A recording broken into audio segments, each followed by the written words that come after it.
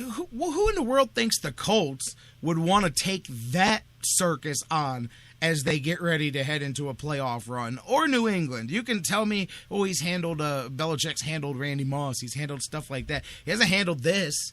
He hasn't had to deal with this.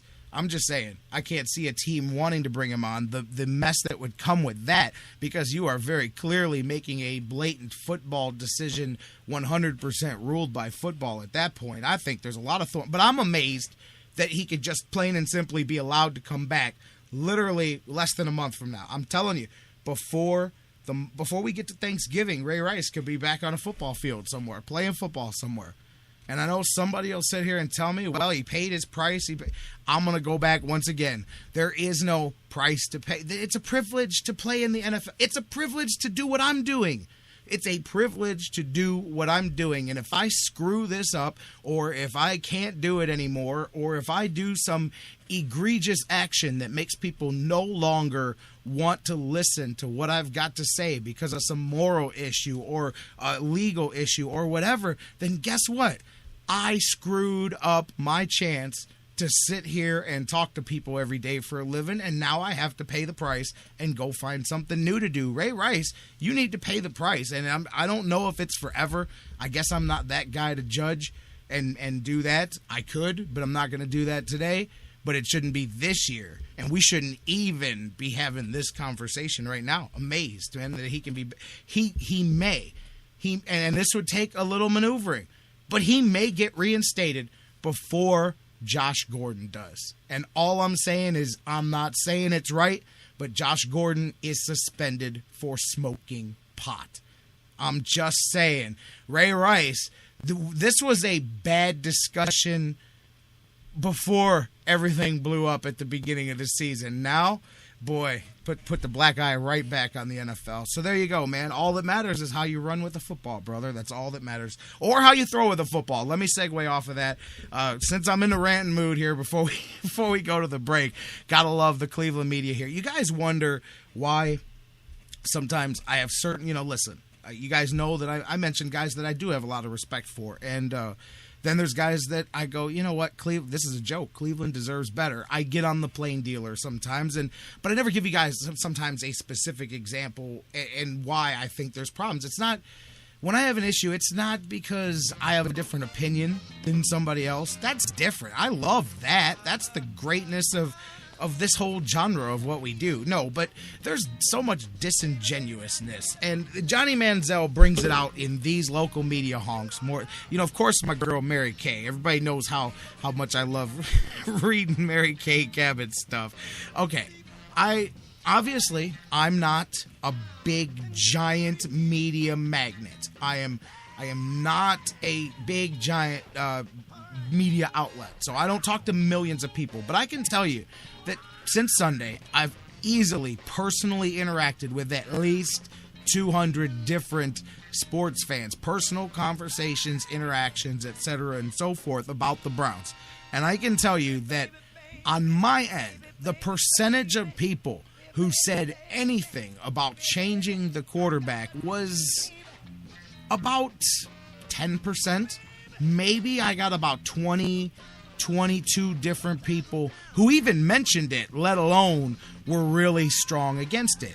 Yet the opening on today's sports page, the opening of Mary Kay's article about Mike Pettin saying Hoyer's still his guy, says, with Brian Hoyer coming off his worst game as a Cleveland Brown, the public drumbeat for Johnny Manziel grows louder, but Mike Pettin sticks to marching to his own beat, making it sound like Mike Pettin's the only person in the world sticking behind Brian Hoyer while the drumbeat rages in the background. There's no such thing.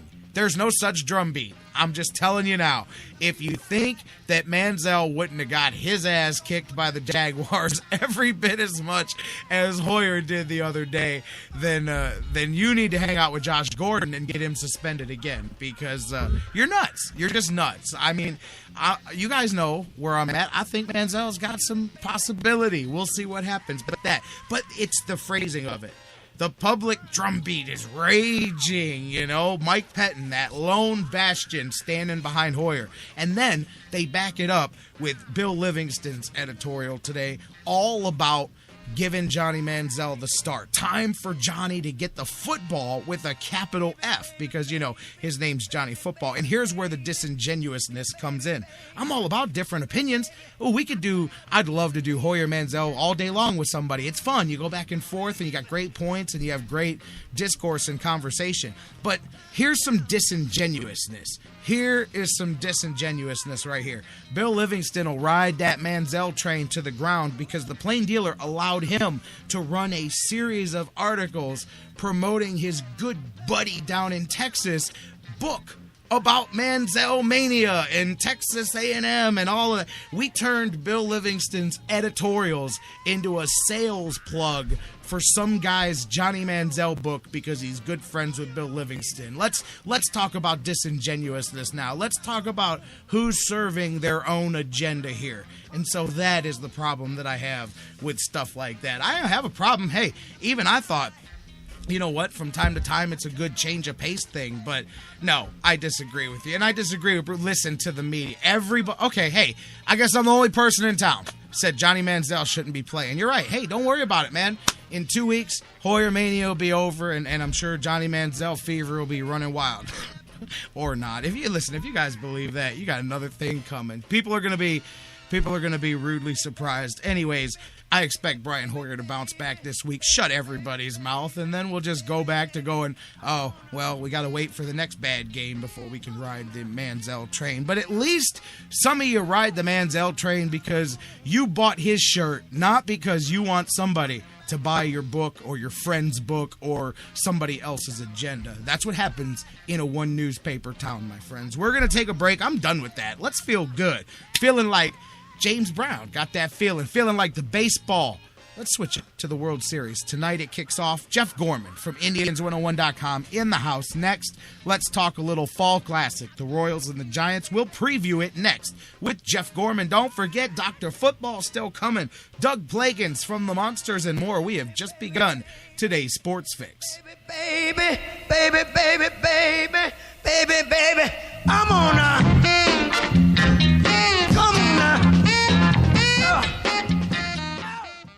The Sports Fix, the show that asks the question, what you talking about, Will? What you talking about, Will? What you talking about? What you talking about? What you talking about, Will? What you talking about? What you talking about, Will? What you talking about? What you talking about, Will? We'll be right back. You're listening to The Sports Fix. We'll be right back. Fantasy sports lovers, you put so much time, hard work, and effort into playing week to week that it quickly stops being a fantasy and starts getting real. Real time spent making real decisions, creating real victory. I'm the greatest man in the world! And when the smoke clears, you want to show off those victories with a real prize. I mean, a really real prize. Nobody does that like Fantasy Jocks. The crew over at Fantasy Jocks have beautiful, high-quality, and heavy-duty championship belts, rings, trophies, and so much more for all your fantasy sports needs. The trophy's 12 feet high, and it is glorious! Football, baseball, hoops, you name it, they have it. Plus, they have awesome draft kits and party supplies to make all your preseason activities the envy of everyone. If your league needs a ring, belt, or trophy, or you want to upgrade what you already have, there's literally only one place to go. If you're going to be a fantasy jock, do it right. It's mine, the most magnificent belt ever created, and it's mine. With America's fantasy sports superstore, fantasyjocks.com. What's your fantasy? Sports Fix listeners, like us on Facebook today. Facebook.com/The Sports Fix. Football season is party season at Harry Buffalo North Olmsted. Everyone wins at Harry Buffalo. Every Saturday is Coors Light College Football Saturday with $6 pitchers, 4 bottles for $10, and the Buckeyes in full HD. Football season is most definitely party season, and your headquarters is Harry Buffalo North Olmsted all winter long. Harry Buffalo, join the herd. Here from Ohio.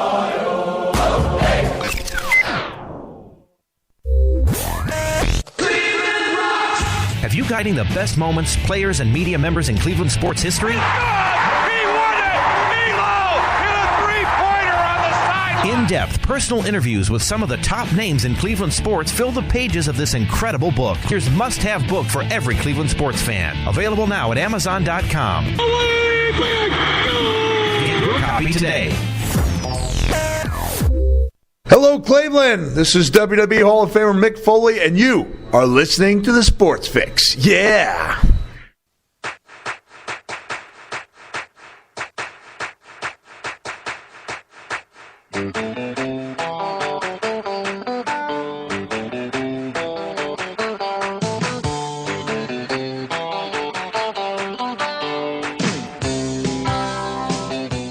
Welcome back to the Sports Fix live across the Sports Fix Radio Network. Yeah, a little baseball music in the background. Going to preview the World Series with my man Jeff Gorman from Indians101.com. Coming up in just a moment. But first, let's go back to, and you know what? I probably should have done it in the other order. I probably should have mildly bitched about the Browns thing and then got heated about the Ray Rice thing. But I did it in reverse and I was hot. I'm telling you, the fact that man could play this season is driving me crazy. I can't lie, man. I just cannot see. After the firestorm and the hailstorm that just rained down, and it was the biggest deal in the world, and now, we've moved to what? Because we're watching the Paralympic guy got sentenced, so we got something new in the news today, and then, Ebola's got everybody distracted right now, so we just kind of forgot about the NFL until some other congressman gets outraged, and then it'll become a big deal again or something, or it'll become a story. Other than that, it'll just get washed away. That bugs me. But I did it backwards. But let me just say a couple of things, and I'll wrap a little bow on this. We're going to move on and get Jeff on the phone. What I was talking about before the break, it's not the different opinions. Like I said, hey, man, just because I like Brian Hoyer doesn't mean that I'm like gonna I don't sit here blindfolded for nobody. 2 more weeks and we're not hitting the broadside of a barn. Then hey, let's start talking about things. You know what I mean? Like I understand where the reality of those discussions go. People don't stick within the realms of reality, is what I'm saying with that. So, but that's not what got me hot. What mostly got me hot is the Bill Livingston thing. That bothers me because I watched the newspaper, which is seen as, I don't want to say commercial free. Everybody knows that there's advertisements within a newspaper. But the editorials, the columns, the words written by sports writers are given a different set of credibility because they're written on the pages of this newspaper, which is the one newspaper institution in a one newspaper town. So when you use that to blatantly shill a product that you also influence people's opinions of by what you write, that's bogus, man. That's bogus. That would be like if I turned the Sports Fix into a 2-hour infomercial for buy the best of J-Rock on DVD or something like that. I mean, you know what I'm saying? It's disingenuous as hell, man, especially if all I did was spent 2 hours telling you why you should be smart enough to know that you need to buy that DVD. And anyways, it's just, that was what it was, and that got me hot and going, man. Trust me, I am in the camp that thinks Brian Hoyer jumps back this week, but if he doesn't, let's talk about that, man, because a couple more weeks of 20 for 60, and we've got some issues. But you know what? I'll tell you, and I'm going to do this tomorrow when we've got a little bit of dead time in the first hour to fill. I know where I'm going with it. I'm going to pull out the Browns Bible by Jonathan Knight. I'm going to go back through some of the big seasons of some of your favorite quarterbacks, and I'm going to talk about some of the eggs that were laid there too. It's funny because you forget about those, but then you sit back and you read some of JK's books like Cardiac Kids or whatnot, and see, now I'm shilling somebody's books. I need to stop now, man. No, but you read something like that, and you forget that, in the middle of the season where you went to the World Series, you had a week where you showed up somewhere and got blown out 28-9, and Kozar threw 4 interceptions, or Sipe threw 4 picks, and a blowout loss. You forget about those, But anyways, but it's the disingenuousness that got me about Livy and the Plain Dealer. That being said, done with that. Moving on, putting it in a box, like Pettin said, putting it in a box. He said, we put the Steelers game in a box and put it on the shelf. We put the Jaguars game in a box and we buried it in the backyard. We don't ever want to see that thing again.